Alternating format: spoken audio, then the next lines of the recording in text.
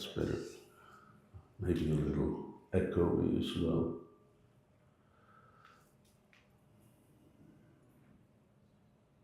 Yes, please, if you have any thoughts or questions later on, please don't be shy to ask. My topic was from the 4th chapter of Bhagavad Gītā. And of course, that chapter is entitled Transcendental Knowledge. In the very beginning, of course, in the 1st chapter, then there's a whole scene. What is the scene which really is the beginning of the Mahā-mantra war? And who are the main participants, and what is the role? And we come really face to face with a certain enigma, and that is Arjuna not being able to perform his duty. Why? Because it's sort of uncomfortable for him, something that he doesn't like. Perhaps one thing I can ask, if everyone can turn their telephone off, and then you're not disturbed and your neighbor's not disturbed. If someone happens to be looking for you on a Sunday night, hopefully it's not your boss. No.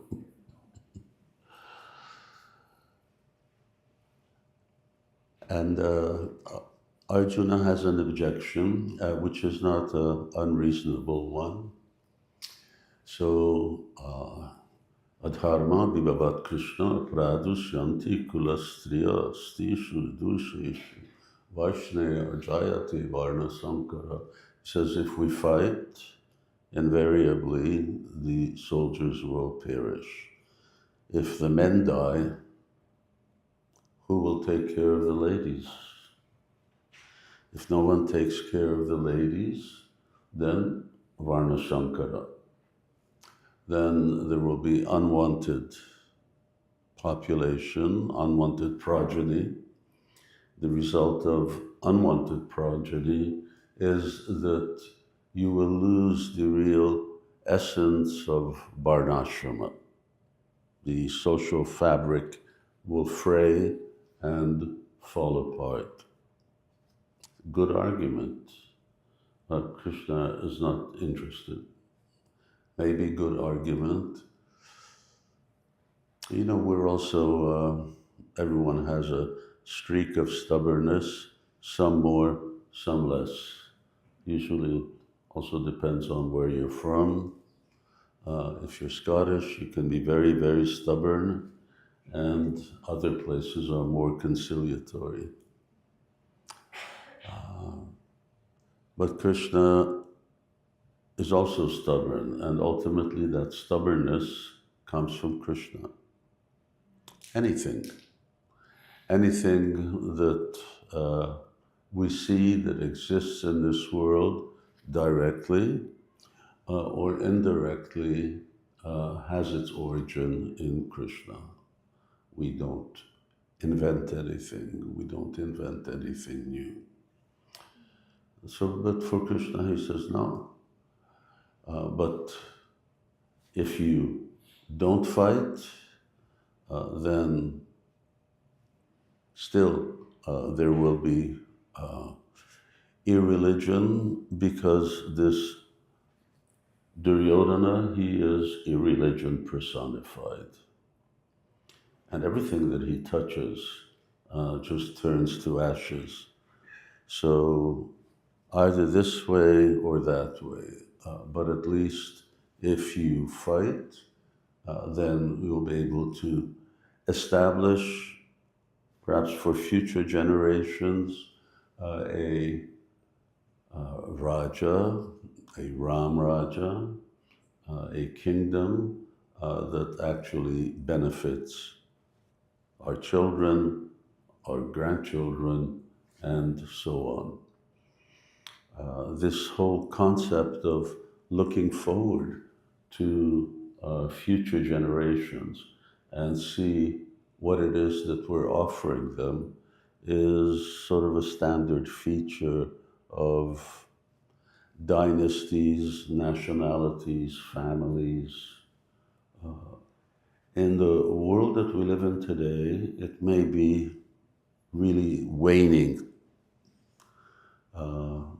Waning in the sense that, I mean, just consider, we're living in a world where we're living in a consumer society, a world which is driven by consumerism, and consumerism means consume. The more the better. But there's a little problem. And the problem is that the supply is not there. So we're running into 8 billion people on this planet. Everyone would love to live like this. There isn't the supply. The resources are not there. So what happens, that because people nowadays, and of course it's not a secret, you know about global warming, the pollution of the oceans, pollution of water, the food chain is being poisoned by micro, or rather macro, plastics, and so on, which who knows what kind of terrible things it will cause over the medium run, not even the long run, to us. And I mean, this is not a class on what man is doing to our world around us, but the fact is that we are changing. We are changing the world that we know. Now, a few of you are sort of my age, and you have probably seen at least if you live with nature, you've seen a real change in the way the world is. Since Prabhu mentioned the Krishna Valley farm that we have in Hungary, now we opened that farm, or at least we began to develop it in 1993. So that's a little over 30 years. And this year we'll be celebrating the 30th year of the installation of Radha Shyama Sundar, which was in 1996, and that was also Srila Prabhupada's centennial of his birth. So when I first went to Hungary, at this time of the year, it used to snow. I mean, not a lot of snow, but it used to snow quite a bit. So much so that sometimes we would get snowed in and we weren't able to actually leave the farm. I grew up in Canada, so nothing competes with that when it comes to snow. And there's a lot of things it doesn't compete with, like space, water, and how few people live in such a large tract of land. Since I came to Europe, I sort of always felt a little claustrophobic in this little tiny, what to speak of Hungary, which you can almost throw a stone from one end to the other. And 10 million people live, but in any case, it used to snow. Now it doesn't snow anymore. And that may sound good, but it really isn't, because our on our farm, we don't have any amenities. We don't have pumped-in water. We don't have piped-in gas.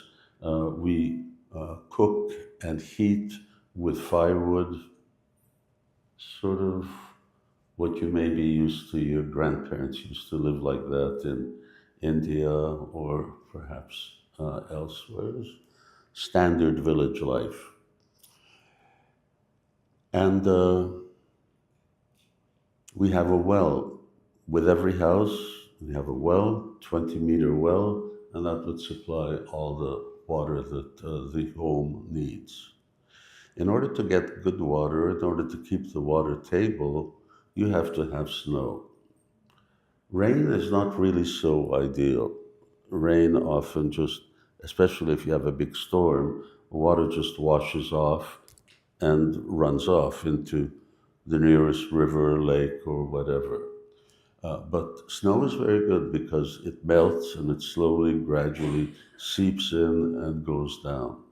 So for the last 7 years, not just in the farm, and not even just in Hungary, but Europe has had a drought.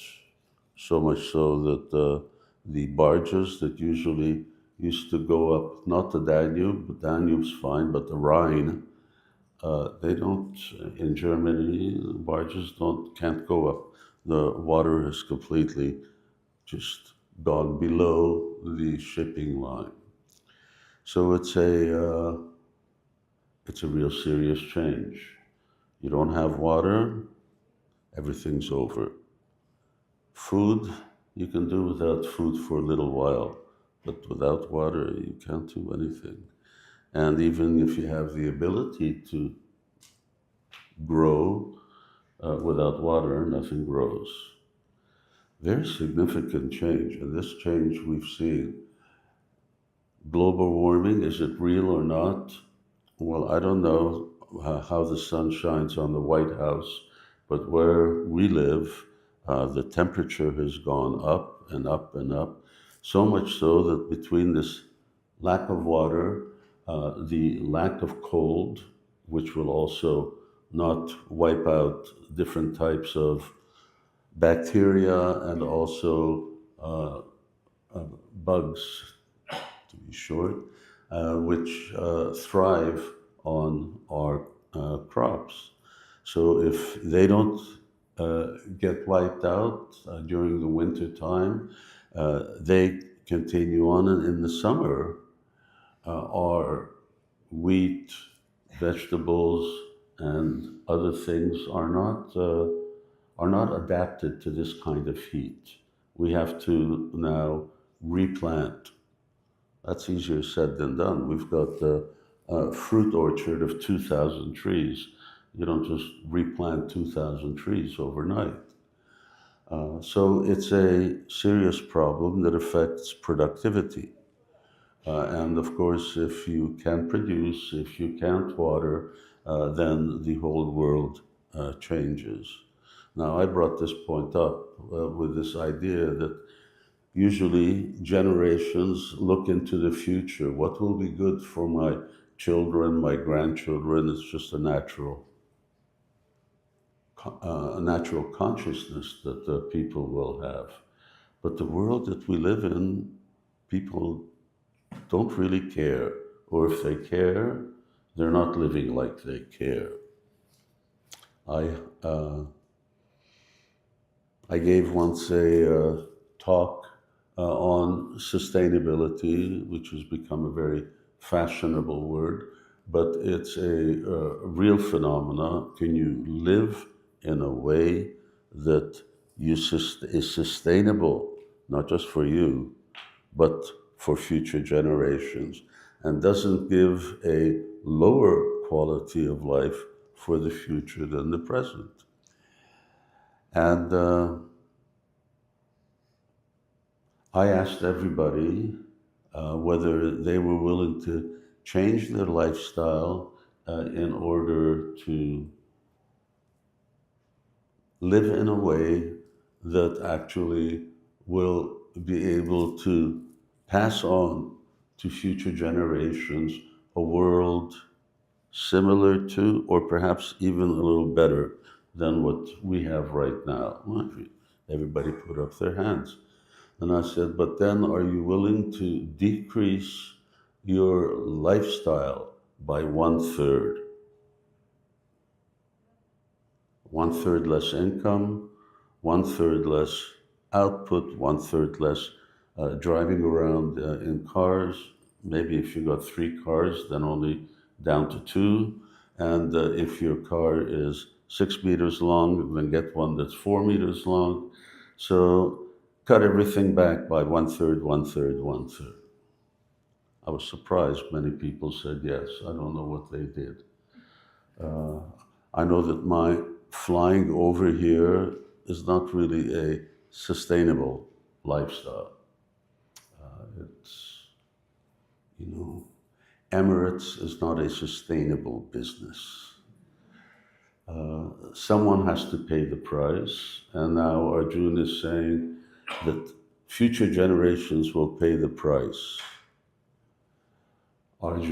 Krishna's argument is one way or another they will pay the price. So at least better that you do things the dharmic way rather than the adharmic way. And what is dharma? Dharma means is that you do your duty. What's your duty? You're a Kshatriya. Not only are you a Kshatriya, you're a king. Your duty is to fight. Your duty is to give protection.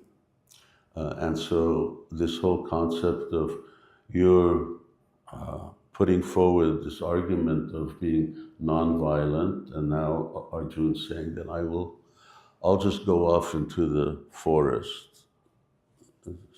It's laughable. For Krishna, it's laughable, and therefore he begins when he starts talking. Then Asauchanam asauchastam Bhagavatam chabasasi gatasam agatasam chananu sauchanti panditaha. He says someone who's a pandit doesn't speak like you speak, which means you're not a pandit. It means that you're foolish. It's quite embarrassing. Here's Arjuna, and it's sort of there's various numbers that we hear about the Mahā-mantra war, 14 million, 40 million, a lot. And in front of all of these people. Still, Krishna's telling him, you're talking about losing your family members, and so many other people will obviously lament. But there's no question of them dying. What is a pandita? Nanu sochati pandita. What is it that a pandit knows? The first thing a pandit knows is that you are not this body. And so in the second chapter of the Bhagavad Gītā, Krishna introduces the ABC. If you don't know the alphabet, you can't read or write. If you can't read or write, practically you can't learn anything. So similarly, this is the ABC of spiritual life. We are not this body. It sounds good. Now, living like that, that's another story. And actually developing a lifestyle where we know how does a soul live in the realm of matter, and how does that soul progress to his or her ultimate calling. So the whole Bhagavad Gītā is then summarized, but with this foundation, who we are. Who are we? What is our identity? I've been at this for 53 years. I've repeated this topic 53,000 times. Yes. Who are we? Who am I? It's such a fundamental question, such an essential question, and yet no one teaches us. Now, by no one, I mean that All of you are well educated. You've gone to high school, college, university, and so on. Anybody teach you who you are? They teach you what you should be. And they really define success in life by what you can achieve in this temporary world. And if you're poor, you're looked down on. You're not an achiever. You haven't really succeeded. We should compete with our neighbors, compete with others, and make our parents, grandparents proud. Speaking from personal experience, of course, because I had parents and grandparents, and I heard the story from them as well. And same thing, but that's such a core ABC, core ingredient of knowledge, to know who you are.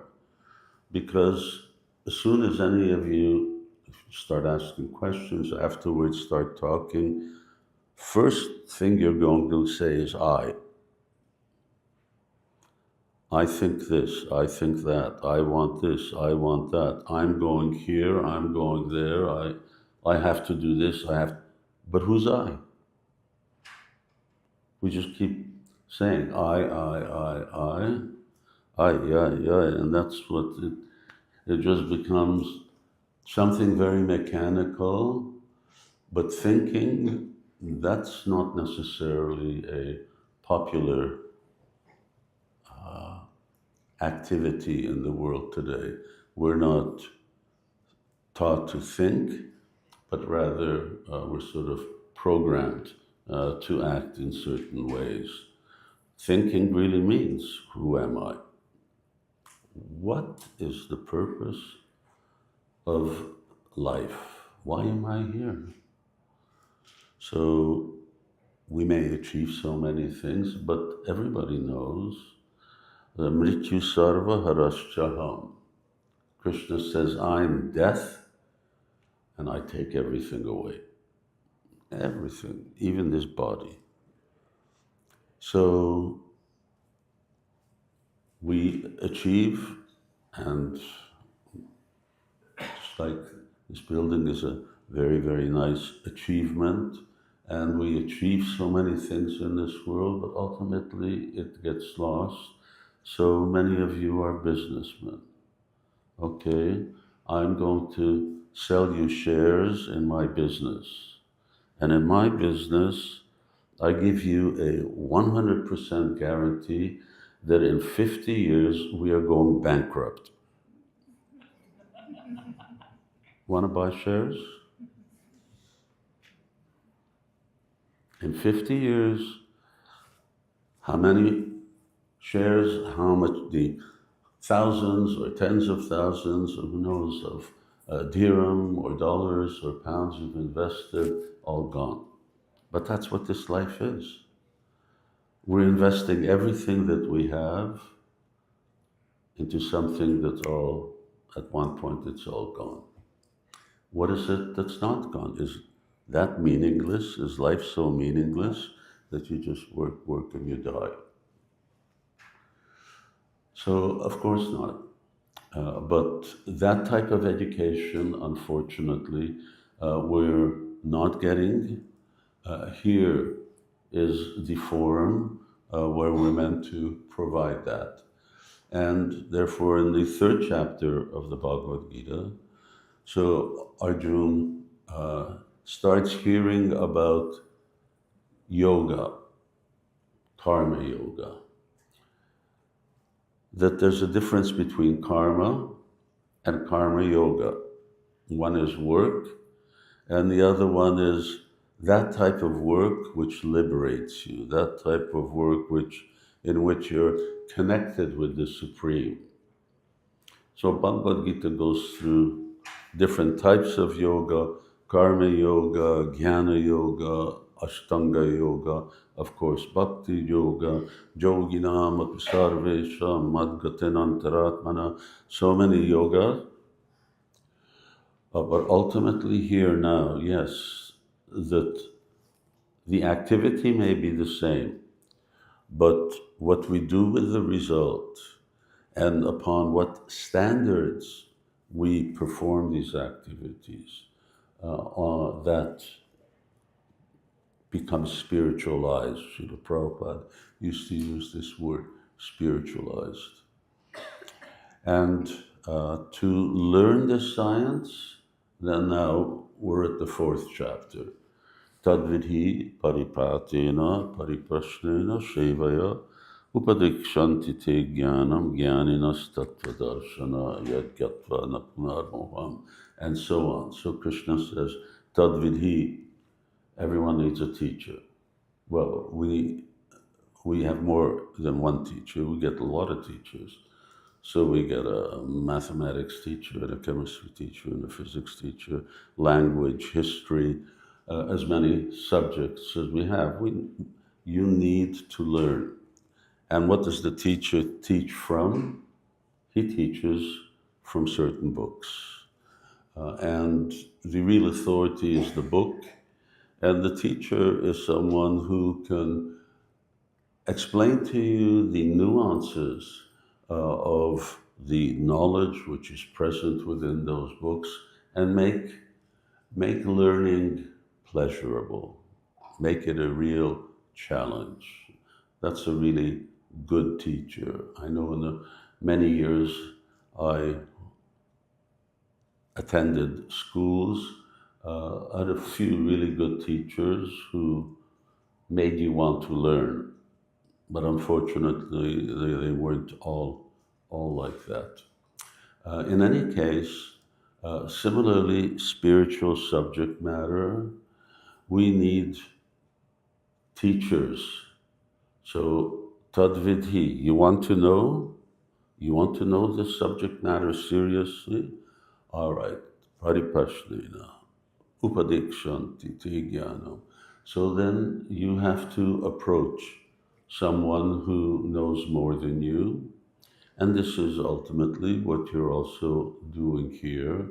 We know that a teacher like that is known as a guru, but we will have many gurus in our life.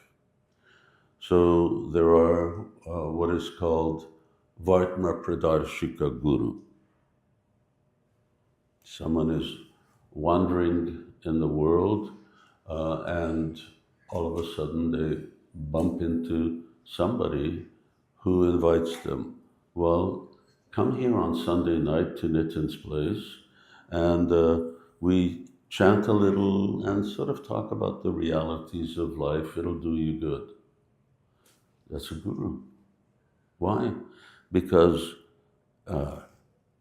what's he called?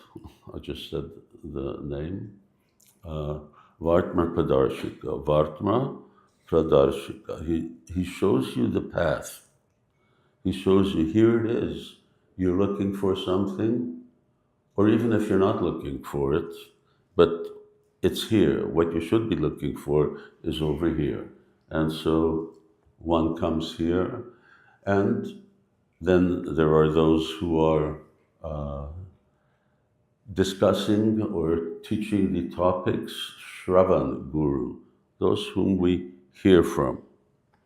All right, now we're going to read from the fourth chapter of the Gītā and then the fifth chapter, and those who are versed in those topics, then they will sit here. See, we have an elevated seat. There's one, here's another.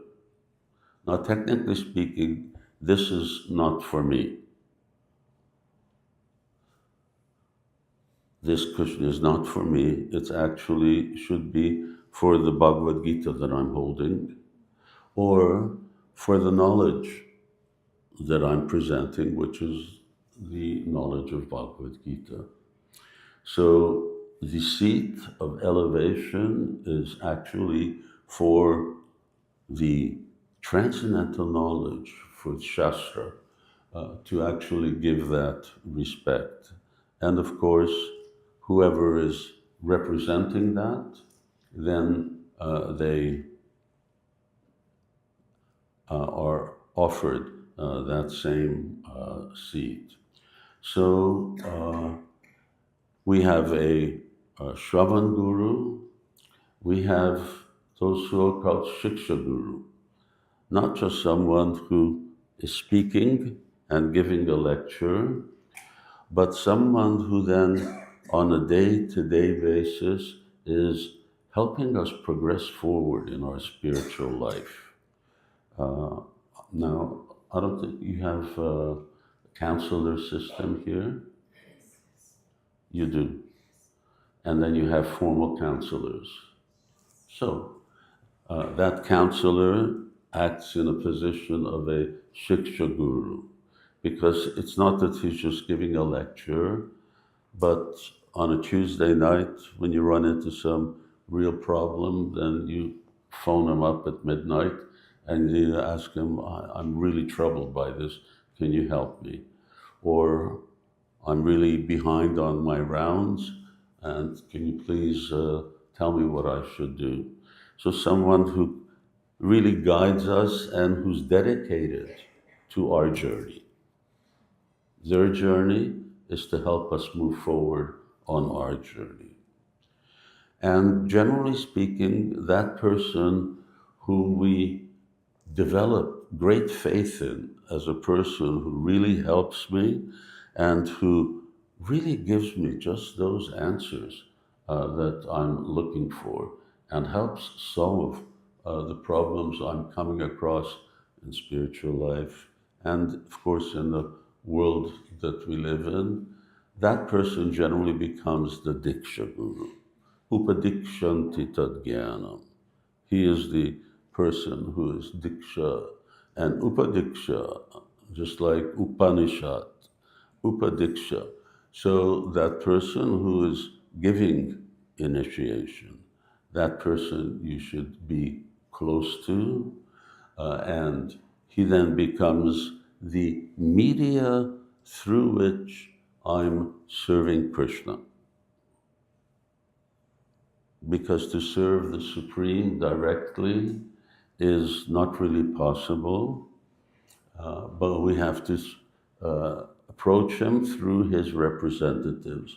Just like if you want to approach the Sheikh tomorrow, it may not be such an easy thing, I assume. But you may be able to approach him easier through his representative. And there are so many representatives, whatever your issue may be. There's the police chief or the in charge of, I don't know, no, agriculture, there's no agriculture here.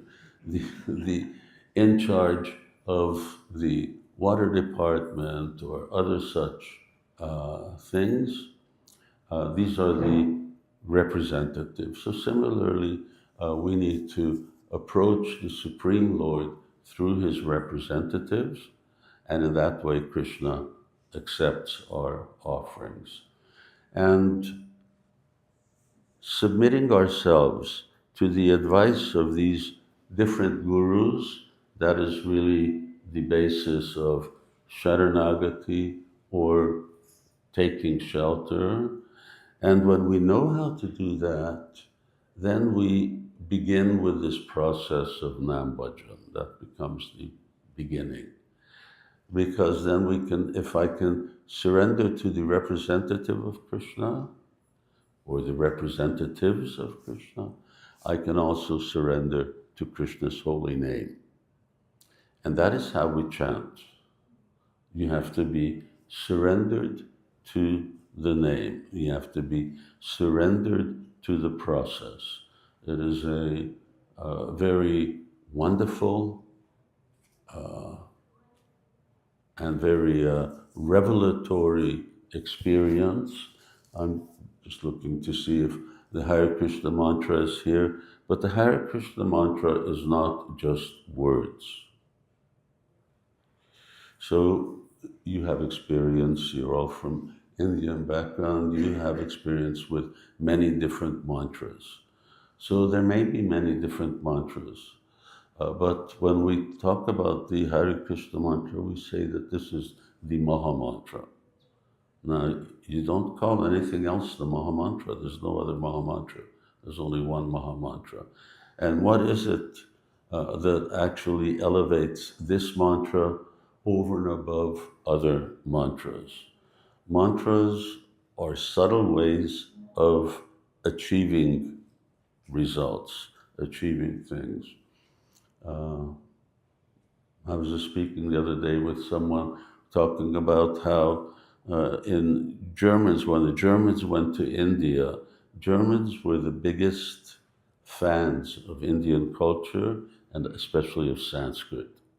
They loved Indian literature and somehow this was like a real, and they weren't about to take over India.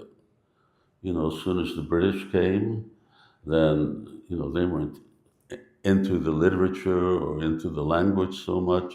What they really wanted was the resources. They wanted, you know, how can they make a lot of money for the empire, and ultimately how can they not only just colonize, but Christianize India. So good thing they didn't get, I mean, they did achieve that to a certain degree, and they brought a certain degree of order, at least to the India that they established. But back to the Germans. Germans were so connected with Shastra that there was a race for who's going to produce the atom bomb first, Germany or America. Both of them were working on it. So America, as is usual, went about it in a very gross way, and of course it wasn't even so much Americans. The main scientists were Hungarians, but whoever they were, of course, we know that they produced those bombs which they dropped on Hiroshima and Nagasaki. But the Germans, Hitler was trying to invoke Brahmāstra by the use of mantras. They knew that if you can vibrate this mantra in the proper way, then you don't need to build any kind of accelerator, you don't anything, just by sound. You can invoke this weapon. But it doesn't work like that, because sampradaya vihinasti mantrasti nishpilayata. Mantras have to come down in disciplic succession. You don't just read mantra in a book. You know, you walk around the streets, you walk around in Chandi Chowk, and on the loudspeaker you can hear Om Bhur Bhuvar Svatat Savitur Varenyam, but that is not the Gayatri mantra. Maybe the same words, but first of all, Gayatri mantra is not a public mantra. It's not meant to be spoken in public. Second of all, it's meant to be heard from guru to disciple, not broadcast on a loudspeaker while people are buying, I don't know, saris, incense, and so on. So we know that mantras have a power that according to the type of mantra, it can manifest some certain result. And those results are either material. So we have the example, for instance, of Arjuna, and he's on the battlefield, he's invoking so many different astras, and all of these things are just come with mantra. So these are material. It's a material, it's a subtle material science. And then there are also spiritual mantras, just like this Gayatri mantra, the purpose of which is actually self-purification. But there's one Mahā-mantra. And what is it that makes it Maha? Is that this mantra allows us to develop love for God. That's the result of the mantra. But Nāma-bhajana. But it has to be, Krishna says, Shraddhavam bhajate yomam same juktatamo mataha. So bhajan means Shraddha. Shraddhavan bhajate yomam. That one has to have faith. According to the quality of your faith, that's the quality of the name that you chant. So Bhaktivinoda Thakur, he gave different names, or at least different ways of mentioning the name. He correlated them with different types of currency. A coin, you remember what they are, Ananda Chaitanya? You have to speak really loud, I can't hear anything. Huh? Oh, you're gonna look it up, okay. So, different ways you chant Hare Krishna, you get different result. You want to throw a Brahmāstra, you can do it with the Mahā-mantra because it can do anything. But obviously, you have to have that type of consciousness. And that's what you're wasting your time with. So we don't do that. If we want some material thing, we can also chant, oh, I want to be successful in my job application or in writing my exams, my final exams, and you can chant the Hare Krishna Mahā-mantra. You want to show me? And then I can speak through the microphone. So then we can achieve something material. Yes. So first he says there is name, there is the basic name. Okay, it's still not everything, but he compares it to now sugarcane juice. We're talking about currency, but there is Nam. Name is when you're just simply chanting Krishna's name, and that is our effort to meditate. This is what meditation is about, focusing your mind on one place.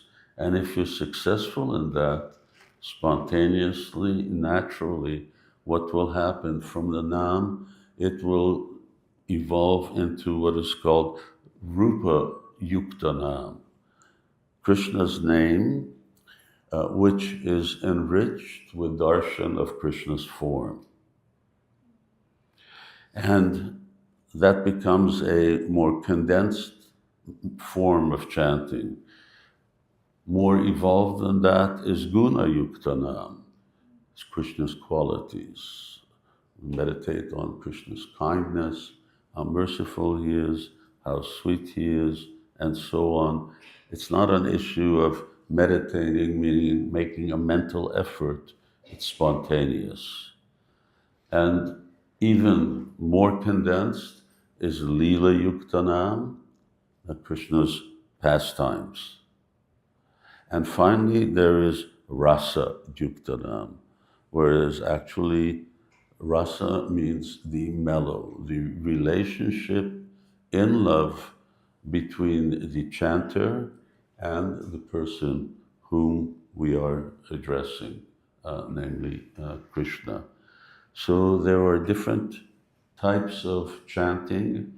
Nāma-bhajana means it's like when you get sugarcane juice and you make it thicker and thicker and thicker and thicker. So it's like that with the chanting, to become better and better, and it becomes richer and richer, and ultimately to get this rasa, that means you have to have prema. And this then ultimately becomes the goal of life. But how to achieve this chanting? That one needs the assistance of those who either know, or at least they know better than us. Both are good. The best is someone who knows, which means, generally speaking, a liberated soul, a person who himself or herself is chanting Krishna's name with love. And the symptom of that type of chanting is Krishna Karshana Jita, is that it attracts Krishna. So prema or love is a very powerful thing. We know that. We attract each other and we attract others and other things by love. Similarly, by real spiritual love, by love of God, then you can actually attract the Supreme Lord. And that is a real science. For that, we have Bhagavad Gītā is introducing us to that, but actually the next step beyond Bhagavad Gītā is Śrīmad Bhagavatam, or Bhagavad Purana. And our Srila Prabhupada translated these books from Sanskrit to English, and now they're available in so many languages. So if you really want to progress forward on this path of bhajan, then please make the most and take advantage of this transcendental literature and chant Hare Krishna. I'll stop there. I think I've spoken enough. You know, sometimes you get tired of hearing your own voice all the time. And I'd rather hear you have something to add or ask. Please, I heard that you're a very curious crowd. Hare Krishna Maharaj, thank you so much for this wonderful, deep talk which you gave, and I'm sure there are a lot of questions arising in each of our minds. A lot of you have been asking so many questions related to surrender, to Guru, things like that. So this is the ideal opportunity. Maharaj can give you a very perfect answer for your questions. Yeah, it will all be backed by scripture. So please do not feel shy. This is a very good opportunity we all have. So please feel free. You can raise your hands and just ask the question. Who wants to go first? You have a question? Yes, sir. Gautam Prabhu. How does one really know that he is on the path, he's progressing in the path of spirituality? I've just started, understanding Bhagavad Gita. But how do I really know that I'm progressing? And those are things that process. Just like when we went to school, our parents told us, you go to school and you'll learn everything you need to learn to become whatever it is that you wanted to become. So we took the guidance and advice of seniors, of those who are already experiencing that progress on the path of self-realization. And of course, what's the standard? Here we are. This is, you're all from the land of Krishna. And I'm just saying this as, in 1977, Prabhupada left this world in 1977, and he was in Bhubaneswar, and he was discussing with some students, and one student asked, So who is God? And Prabhupada sometimes had this, that when, he caught on to something, he would repeat it regularly over and over. So Prabhupada said, you are from the land of Krishna. You are an Indian. You're living here in the land of Jagannath, because this was in Bhuvaneshwar. He says, you're asking who is God? You're an Indian asking who is God? It's like, I don't know, asking me when I was young, who are the Beatles or something. So, you're asking who is God? So here we are, we're in such a situation. Look, you see this body? It's white. I was born in a Jewish family. Then, for their own reasons, my parents had me confirmed Christian, and then, to their amazement, I became a Hindu. Now that one they couldn't figure out. It was like, why I wanted to do this.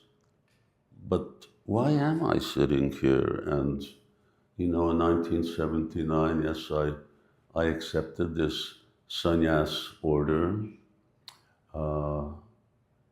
So these are, yes, such fundamental things that we should know, that there's the Bhagavad Gītā. If I want to know that what is the path, I just open Bhagavad Gītā. Krishna will tell me everything. My neighbors will tell me everything. Even now, you go to villages in India, and they know more about the science of the self than professors or great teachers in universities or so on. But anyway, to your question, yes, we have to hear others who have taken further steps along. Well, explain to me, why? Why are you doing it? What are you getting out of it? What's the result? And certainly,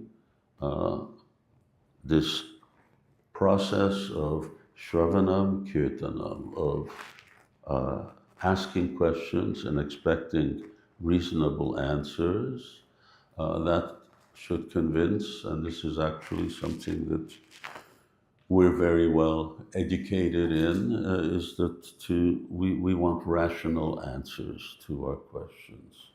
So we want to be able to progress forward, and on this very vital question, what is the purpose of life and how can I achieve it?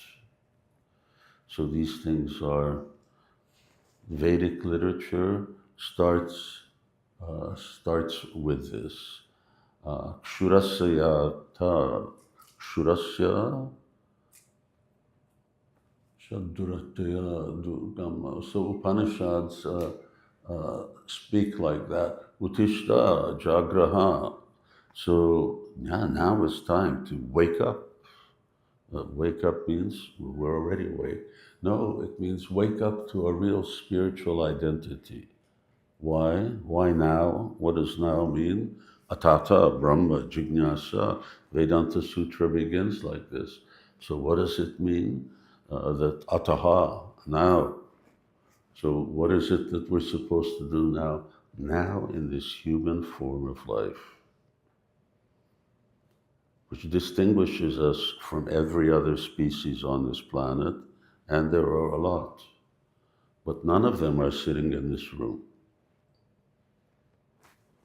So there's no dogs in here, horses or cows, or as beneficial, as useful as they may be in their own right, but none of them are interested to know, who am I?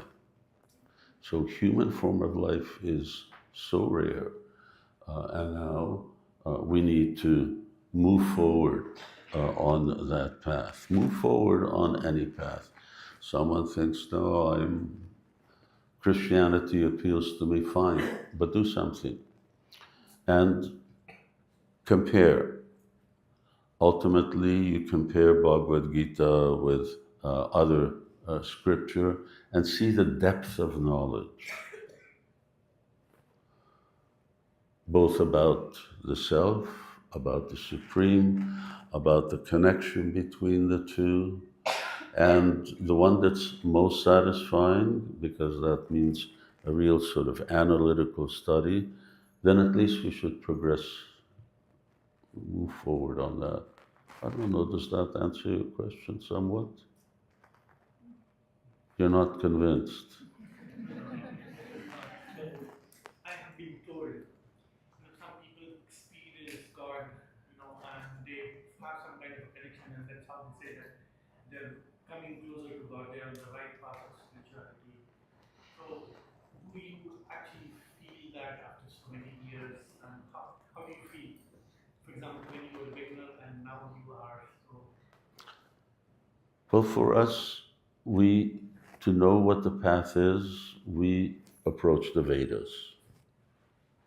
Those are our scriptures, and we follow our scriptures and see what it is that they teach. And then we also inquire from teachers to elaborate a little further on that. That then becomes the path going forward. Otherwise, everyone may have their own opinion, and in India there are many opinions about God and so on. But one thing everybody agrees on is that Vedas are the authority.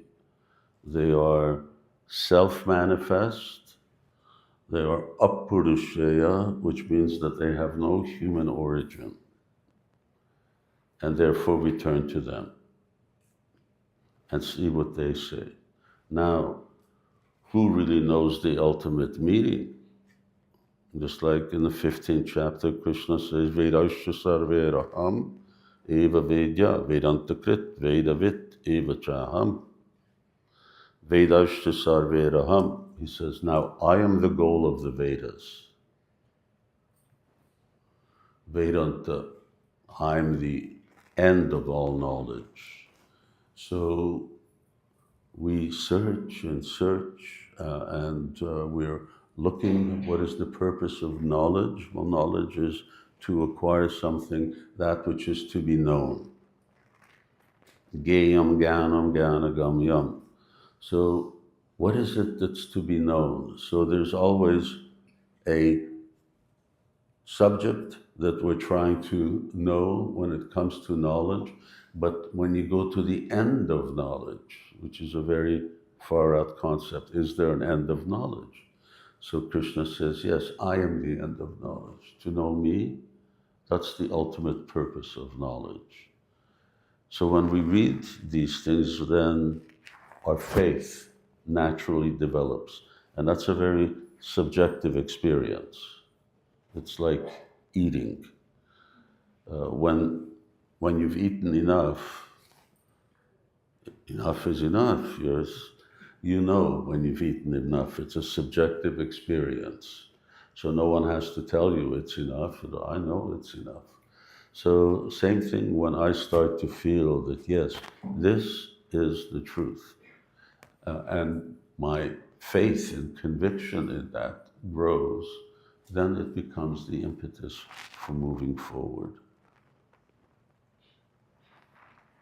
But our authority and our ultimate authority is always Vedas. And Guru is just a representative of Veda. And someone is only Guru, any type of Guru, as long as they are repeating that which we find in Vedic literature.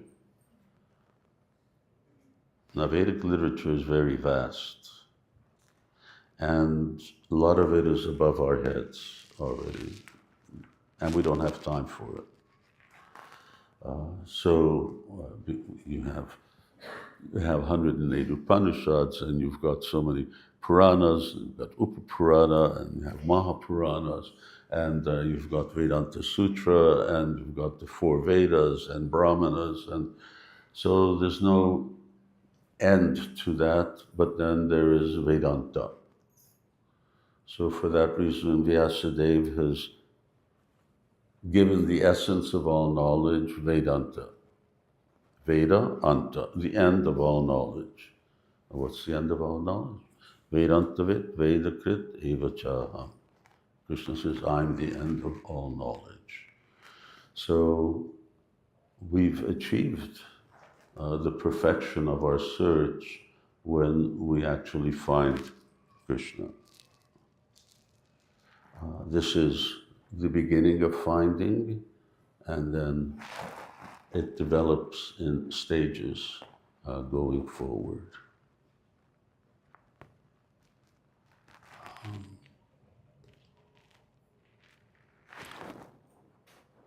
have one question. So, I've been on this journey for some time, and what I have experienced is a lot of distractions on the way, even in our daily life. The huge amount of distraction that is there, and I really don't know how to tackle that. I know, I try to do, for example, my rounds, but not every day I'm successful. So, because of multiple distractions that come in, I don't know how to deal with it. Okay, well, let me answer in a way. Say that I don't know that you're working 15 hours a day, which is a real distraction. That's a real challenge. But we have our obligations in this world, our material obligations by which we can live. And in order to have quality time where we're not distracted from spiritual practice, therefore, the method is rising early in the morning. Brahma-muhūrta, it is called. So, way before the sunrise. And at that time, when, of course, that means someone has to go to sleep early, so that we don't stay up, I don't know, television entertainment or whatever, but that we sleep early and we rise early, and upon rising early, then we go through a basic sadhana, which is quality. Nothing else, everything is quiet, because during that part of the day, that is the most peaceful and sattvic part of the day. It's very conducive for spiritual practice. So ideally, just like for instance, now here you don't have temple, but if you've been to any of ISKCON temples around the world, then you'll know that at 4:30 we start with Mangal Arti. And then Mangal Arti, then Tulsi Puja, then we have Japa for 2 hours, then Śrīmad Bhagavatam class, and usually that comes till 8:30, 9 o'clock. Now this is in one sense a luxury program, because who can afford to, have breakfast at 9 o'clock in the morning and then go to work? Unless you've already really made it and everyone else is doing the work for you. So you can't do that. Therefore, you have to do some kind of abbreviated form of it. But out of these activities, chanting is the most important. And hearing from Śrīmad Bhagavatam. The other things, worship of deities and so on, they're very good, but that's only if one has the time for that. So somehow or another, to organize and reorganize my life. Of course, one real benefit then is to make sure that I'm not overworking, that I'm really just working in order to maintain a certain lifestyle, What does it mean? It means I have to eat, I have to have shelter over my head, and I have to be able to provide for my dependents. But, you know, the birds here are doing that. I mean, I can't point to too many animals because we're in the desert after all, but the camels are also doing that, and every species of life is providing for their offspring. And they're not going to school, and, you know, they're usually self-employed. No one's telling them what to do, unless they're like wolves and they're running in a pack or something like that. So it can be the trap of our consumer world is that we're just brainwashed for more and more and more. We're not living by what we need.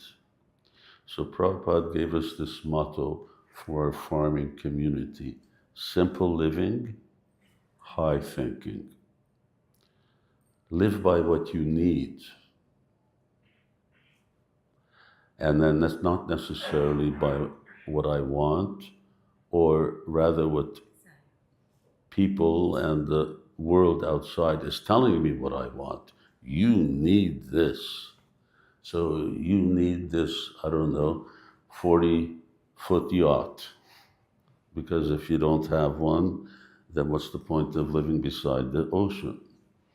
So anyway, you can do with a rowboat. Or in my case, I just have one of those inflatable kayaks. I swim in the water and someone else is in the kayak. But ultimately the kayak gets you where you want to go as well. So what is it that we really need? And we keep this principle of first things first. What's the priority in life? What's the most important thing? What is that thing that I will take with me to my next life? So in the 6th chapter, Arjuna's asking, what happens to the yogi who's not successful? Purva abhyasena tenaiva. So then Krishna says, yes, purva abhyas. He'll continue where he left off. Suchinam, Śrīmatam gehe, jogo vrashta. And he'll take birth in the family of Brahmins, Vaishnavas, well-off people. So we need to keep first things, and we need to adjust our lives. It may not be possible that as you're all coming here to just put everything that you may want to do in spiritual life to fit it all into 24 hours and still have time to sleep. So, which means that we may have to make certain adjustments. We may have to make adjustments to our life. Are they painful? Well, they're as painful as we are attached to them. So, but we don't need it. You know, a little child, give him let him grab a hold of something. What is it? It's mine. Where do they get this idea that it's mine? You let him hold anything, it's mine. No, and then they start crying. So we're somewhat like that. We may need to adjust life somewhat to get first things first, because time's going by. Time is going by. And so on the way here, we were talking in the car and in Vedic culture, because it's understood that as a grihasta, time is a premium, and time for spiritual life is a premium. Therefore, retire early. Pancha Urdhvam Vanamrajit, 50 years, age 50. Age 50, you're still young, relatively young, energetic, and then you can, now I've done my duty and responsibilities to family and so on, and ideally I've built up enough capital that will see me till we leave this world. Now I can just really concentrate. It's not an alternative. It's really what tries to make up for lost time. Because to have ideal situation like that, my whole life is just for given to Krishna consciousness, and even still, I don't have enough time to do all the things that I want to do.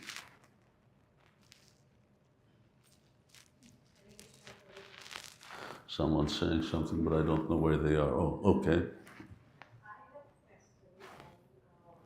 We know that the Mahā-mantra is Hare Krishna, Hare Krishna, Hare Rama, Hare Rama.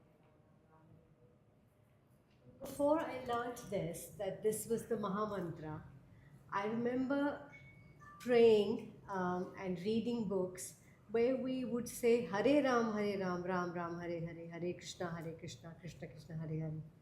I want to understand what's the difference. Why is this the Mahā-mantra and not that? And why are we chanting this and not that? Is there a difference if we chant the other way around? The mantra as is, as we're saying it, is how it is found in Shastra. So in the Upanishads, the Hare Krishna mantra is given as we chant. This other version may have become made popular by some people, but it is not Shastric. But even more than that, for instance, we read in Chaitanya Bhagavat, Chaitanya Mahaprabhu is coming, and he is the one who has brought the Mahā-mantra to us. So he's saying to the residents there of Mayapur, which is just north of Calcutta. So he said, I want you to chant this mantra, and then he says it, Hare Krishna, Krishna Krishna, Hare Hare.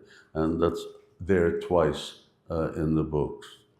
So similarly, our acharyas are all chanting the mantra in this form.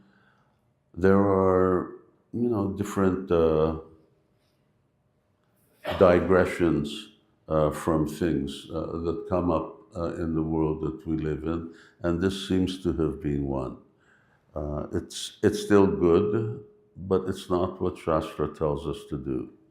So we should do things in the way.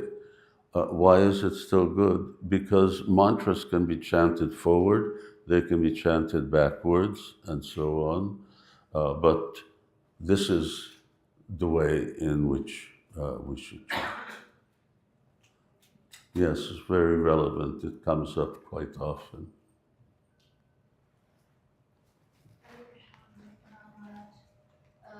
In continuation to the question wherein how do we know we are progressing in our spiritual life? I also have this question. How do we know? How do we know that we are progressing in our spiritual life? Doing rounds mechanically, or doing rounds which is more with the bhav and the love, or doing rounds just to complete the numbers and When you're practicing, you're always progressing. It's just a question of how well you're progressing. So when we chant mechanically means that I'm doing something, but I'm not aware. I'm not meditating or concentrating on what it is that I'm doing. In this case, I should be hearing the names. So even if you're doing it mechanically, because you're doing it, that's progress. And you keep doing, and sometimes as beginners we go up, and then sometimes we go down. So you go to school, who gets 100%? Nobody. So sometimes you make mistakes, sometimes you give the wrong answer, but as long as you're in school, you're progressing and you're advancing closer and closer to your destination, where you can then graduate. So, but even by, it's stated, Nāma-pradarśika-guru Nāma-idam haranti agham. Even if one is chanting with offense, which is not desired, but still it's better than no chanting. Because by offensive chanting, one will come to offenseless chanting. And by offenseless chanting, one will come then to pure chanting, and from pure chanting, one will come to chanting with love. And all of them are there. But in the beginning, yes, we're faced with this issue of sometimes we feel like doing it, sometimes we don't. Sometimes we get wonderful results, sometimes it's just like trying to run in water. So, but as long as we stick with it, then ultimately, Vidyantosta Hivadarani Vidhunoti Sritsatam. Krishna is within your heart, and when Krishna sees that we make that effort, he will reciprocate from within. Hare Krishna. And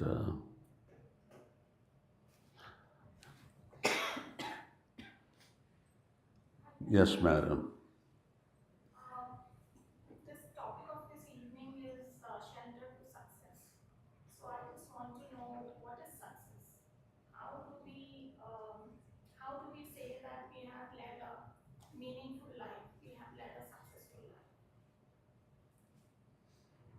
How would you say?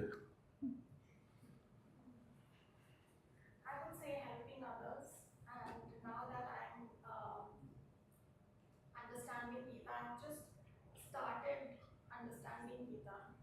So following the instructions or following the path of what Krishna says. So gradually,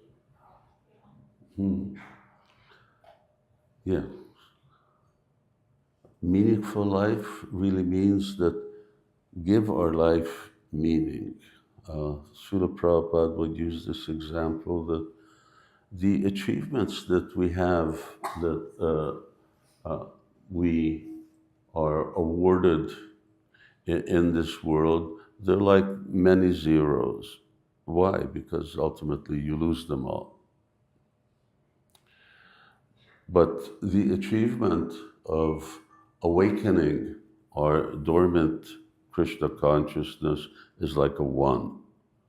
Now you put that 1 in front of all the zeros, you got something of real value. You put the 1 behind, and you don't have much value. So that's why the first thing comes first. Yudhishthira Maharaj once approached Krishna, and they were talking, and he says, you know, I want you to give me some blessings. What do you want? I want to have the most beautiful wife. This is when they were still young. Okay. And I want to become the emperor of the world. All right. And I want to be the richest person. And Krishna's getting more and more confused why he's asking for these. These are pure devotees. They're not interested in material things. Why is he asking for these material things? You want to become the emperor, the most beautiful wife. You want to become the wealthiest. You want to be successful. He says, why are you asking for all these things? He says, because I want to show people that when someone becomes your devotee, they become blessed with all other opulences. that it does not mean that they have to leave the world behind and trek up into the Himalayas. So we may have all of these things and we may achieve, so just like this house. So here's a beautiful house, 2-story, living room, nice big space.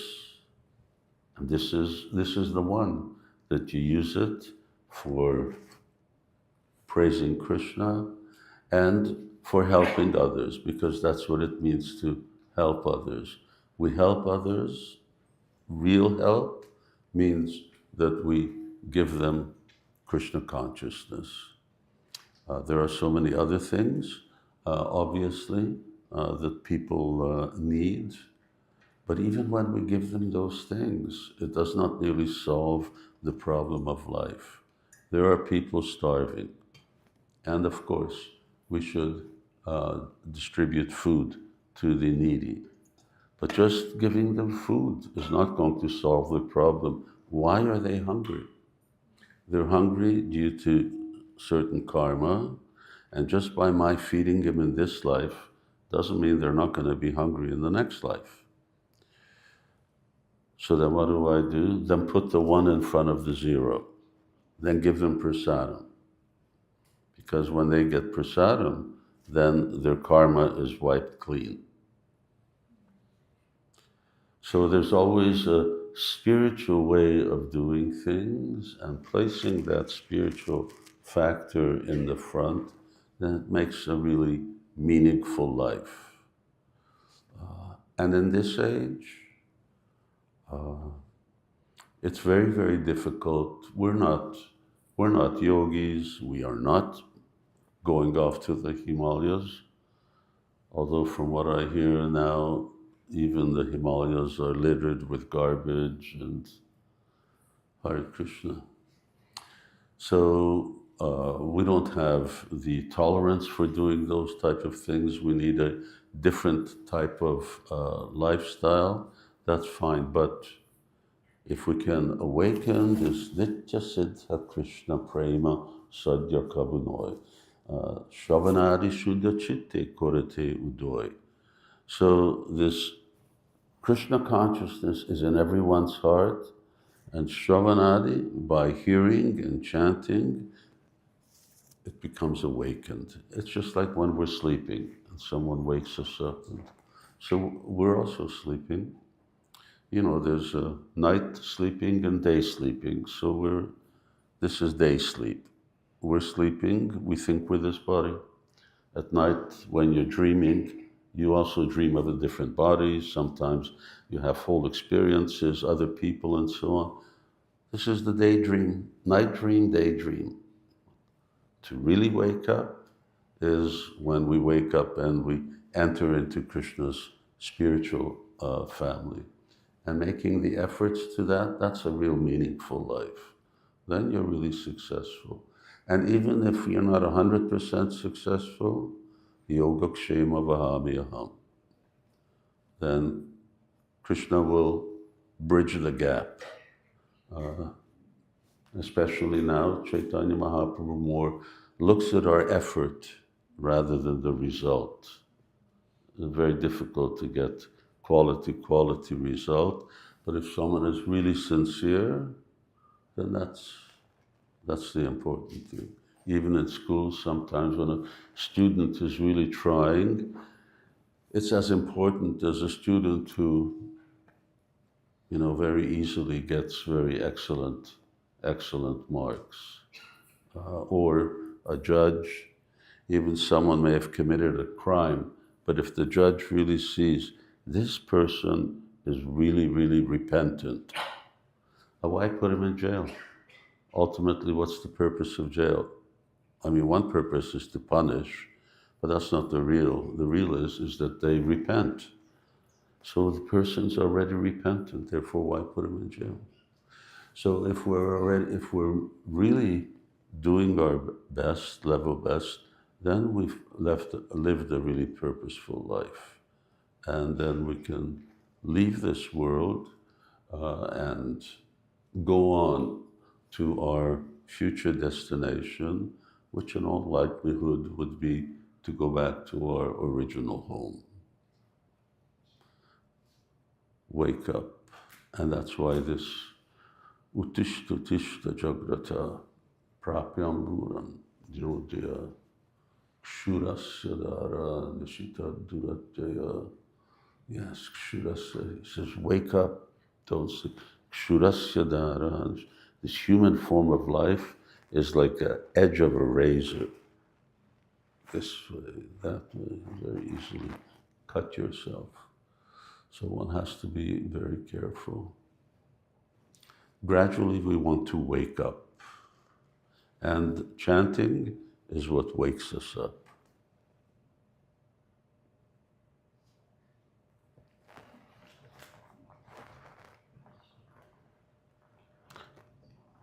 Do we chant more or we... Any other questions or? Yes? I have one question. I grew up not in a religious household. However, I was taught to do puja. And the last few years of my life have been difficult, and I have definitely lost my way in my religion. I am Hindu. I have recently started getting into it a little bit, but I choose to take certain things, certain learnings.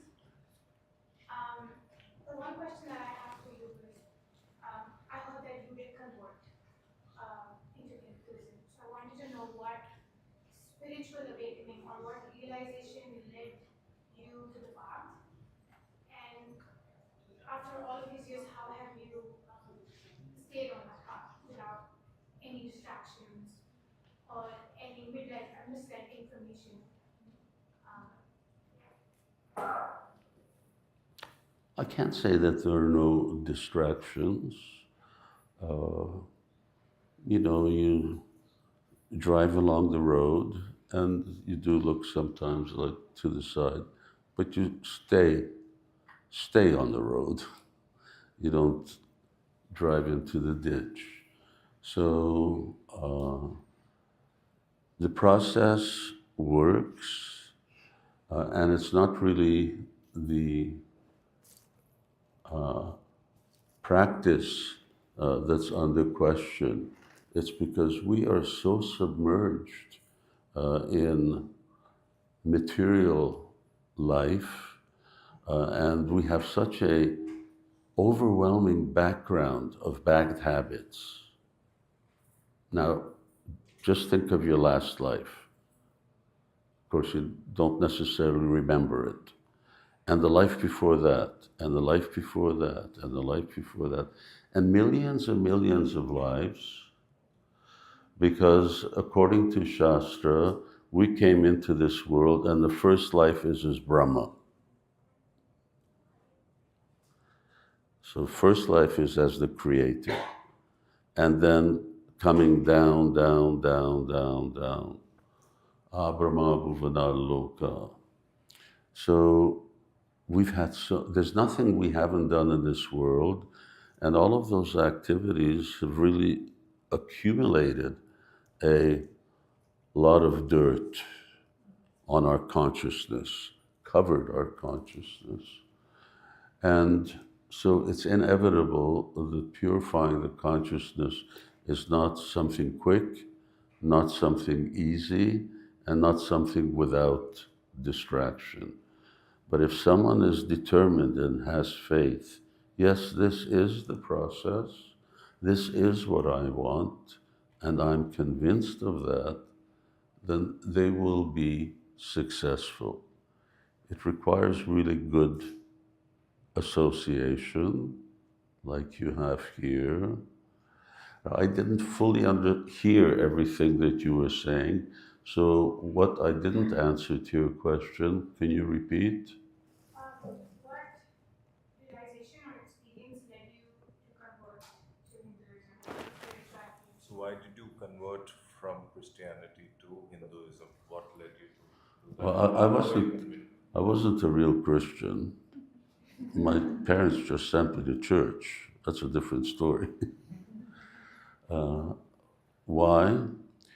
Because I would, we have initiation here, and in Christianity, you have baptism is when you're born. Confirmation. So prior to confirmation, we have Bible study, and it's for a year. You have to go every Saturday and meet with the priest.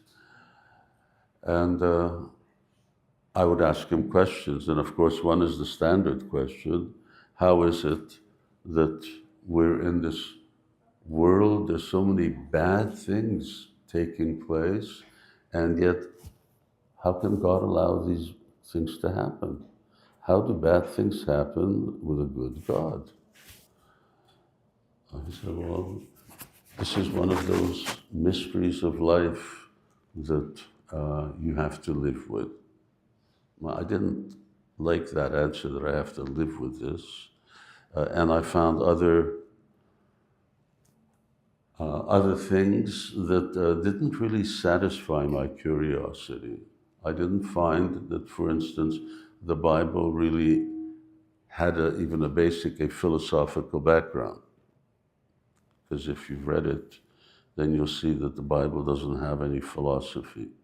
It has different stories and parables, but ultimately Christianity borrowed their philosophy from Plato and Socrates. So, but when I read Bhagavad Gītā and when I read Śrīmad Bhāgavatam, not only did I get answers to all my questions, but I got answers to questions I didn't know I even had. And I never read anything. And I used to read a lot. I was just a loner. I wasn't a social type of person. And I used to read a lot, and I never read anything that matched anything like Krishna's teachings in the Gītā. And since that time, I've never come across anything. I have met religious leaders of every religion. I've never found any one of them that really has clear answers to the most basic things. They wouldn't get past the second chapter of Bhagavad Gītā. They can't even tell me who they are. So Christianity is very attached to that you're part soul and you're part body. This is not philosophy, this is not reality, that you're part matter and part spirit. But that's the worst. And so many other things. And what to speak of God?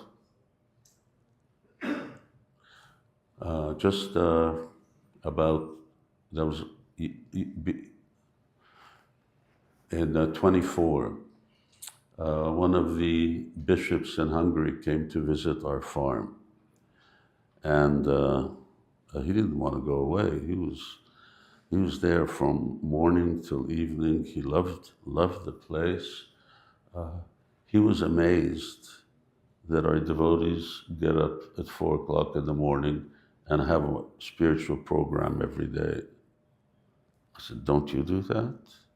I said, well, sometimes we do it. But anyway, we were talking and before lunch.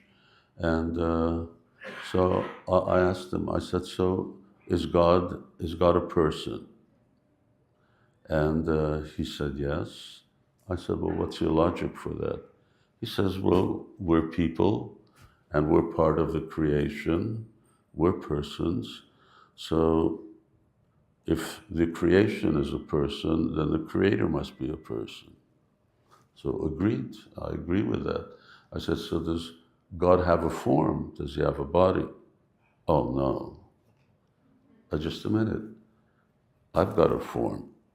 In fact, everything in this world has a form.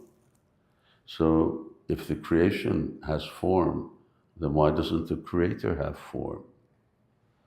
Oh, I'm word for word. This is way above me. I can't, now we're going too far too far into philosophy. He couldn't accept the logic. It was his logic. But could not accept the fact that God has a form.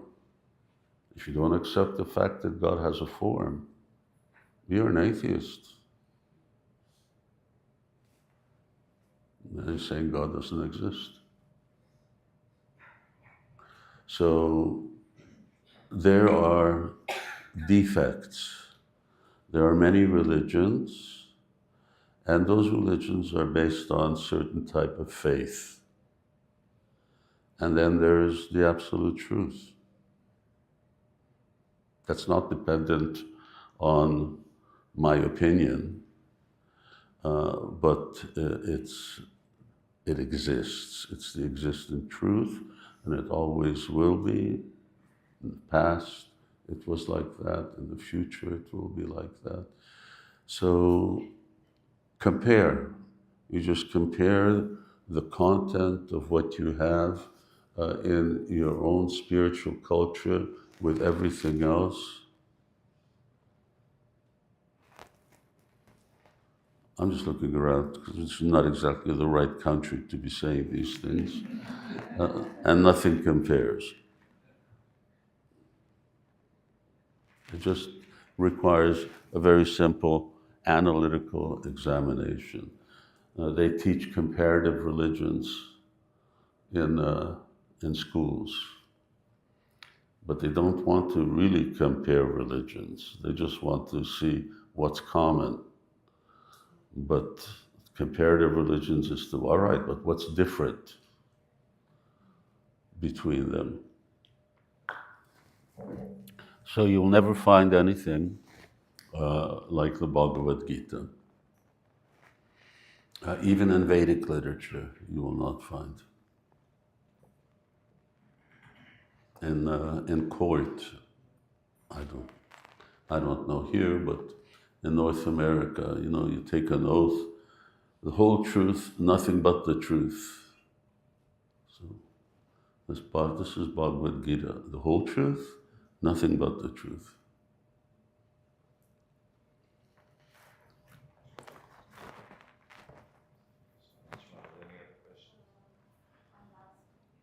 You're going to speak real loud, right?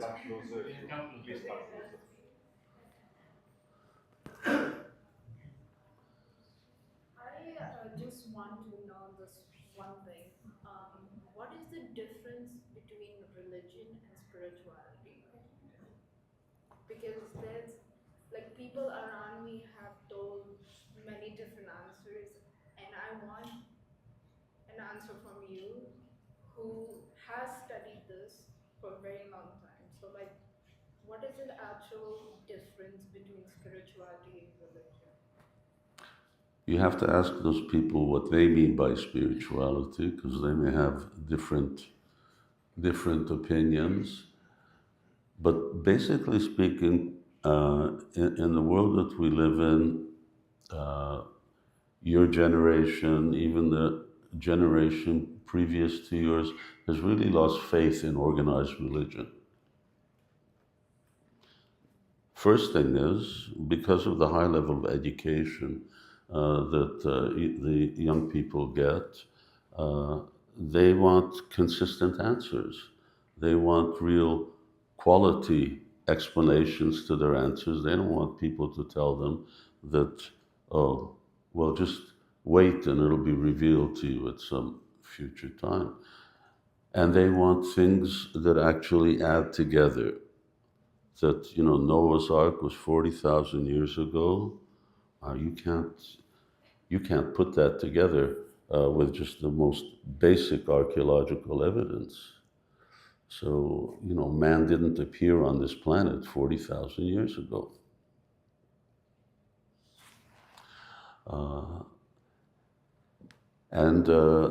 So therefore they're looking for what is spiritual, in other words, something beyond matter, but that's not involved in organized religion. The problem with that is that then everyone has their own point of view, but that doesn't necessarily make for the truth. Religion really should mean Dharmanti Shakshat Bhagavat Pranitam. It means knowledge of God, how to know God, how to love God, and it comes from God. It doesn't come from man. So that when everyone starts having their own opinion, then you have a problem. Religion, organized religion, is good when it's good. And then when it's bad, then it causes all kinds of chaos. But really, that's the sort of difference. People are seeking for some answers, but they don't want it mixed in with all of the things that they've seen, because you see so many wars, so many problems, so many issues in this world are about conflicts between religious minorities, between majorities, and so on. It's really not what religion should be about, and therefore, rightfully, in one sense, people don't necessarily have so much faith in that. But we still want answers. Who am I? And it shouldn't. Therefore, we want spiritual science. We don't want religion. We want the science of spirit, the science of what is matter, the science of who is God. We want it scientific. Hypothesis, experiment. We want the experiment, and then we actually see the result. Is that good? Thank you. Hare Krishna. Thank you everyone for all these engaging questions, and thank you again, Maharaj, for giving such detailed answers, which really now sets the brains ticking now for all of them. And we hope that you all take this forward and join us in our journey, which we are and we have already embarked on. We do a systematic study of Bhagavad Gītā.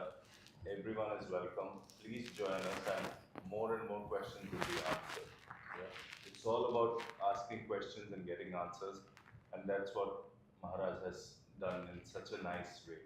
So thank you again, Maharaj, for your valuable time. So much time you have given us after a hectic morning session as well. So thank you. Can't thank you enough. And I'll let Nitin Prabhu just give his vote of thanks to you. Thank you, Maharaj, first of all, gracing us and sharing half a century of your experiences and your learnings with us. It's truly invaluable for us. It's like you took the sugarcane example. It's getting us the absolute essence in just 2 hours of what probably would have taken many years. So thank you so much for shortening the process for us, if I may.